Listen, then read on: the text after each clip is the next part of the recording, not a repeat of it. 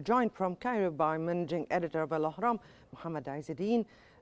Good afternoon to you, sir. And let me start by asking you, what do you think Israel's expansion of the Muraj corridor or the consequences of that on Gaza's infrastructure and the basic needs there?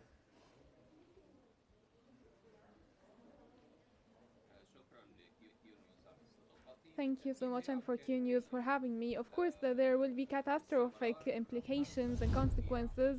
The continuation of the starvation war, and it's not a military war anymore. The complete genocide of unarmed civilian Palestinians and bombing tents and camps, not only buildings. Now, after the Gaza Strip was turned into a city of ghosts and rubbles and the waste of demolished buildings, the Israeli occupation is also now bombing tents and camps to kill more families with using accurate strikes and weapons.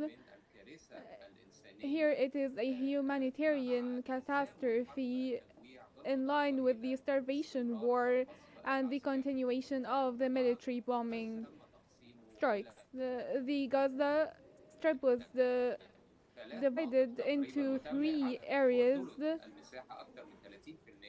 More than 30% of the strip now has been determined as the evacuation area, which means that 1/3 of the strip is now under the Israeli control, which is very serious. Also, what has been done by the IDF in the Palestinian Rafah city is a war crime. There has been an evacuation, and what is being called buffer zones are in fact forced displacement of unarmed civilians.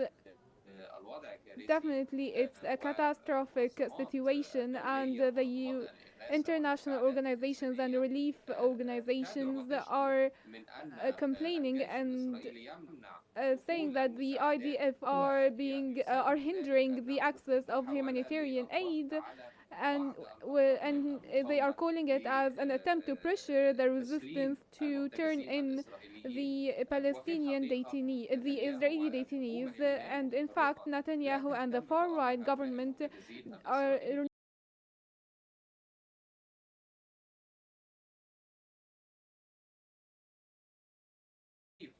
schemes and stalling any type of negotiations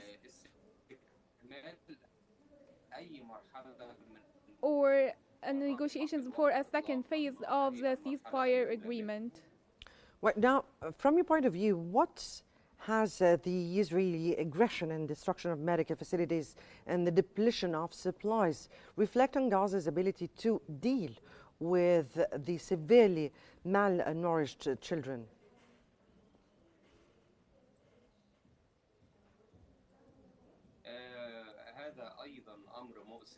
This is also a very unfortunate matter. What is happening is not only assaulting unarmed civilians and the accumulation of injured people and the martyrs that we have seen yesterday and today. More than 20 people have been killed, most of them women and children.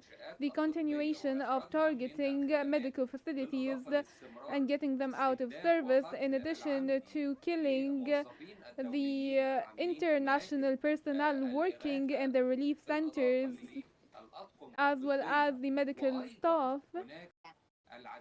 And there are also a lot of ambulances.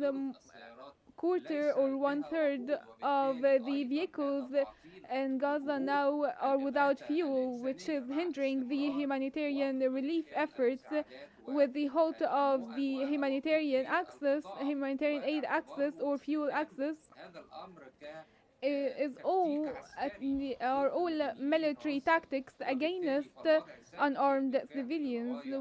This is a very terrible situation. Targeting hospitals and medical facilities is a moral and humanitarian catastrophes being committed in Gaza and in Palestinian lands in general. Now, with UN many warnings and the rising civilian toll, do you think there is any kind of legal or diplomatic mechanisms that can be used to pressure Israel to halt its operation, or even hold it accountable?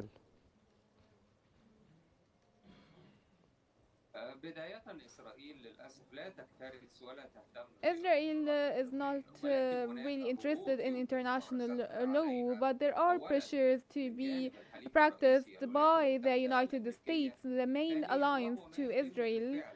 And what is being already done by the mediators, especially the Egyptian state, applying pressure to go back to the negotiation tables to stop the hostilities being committed against the Palestinian people.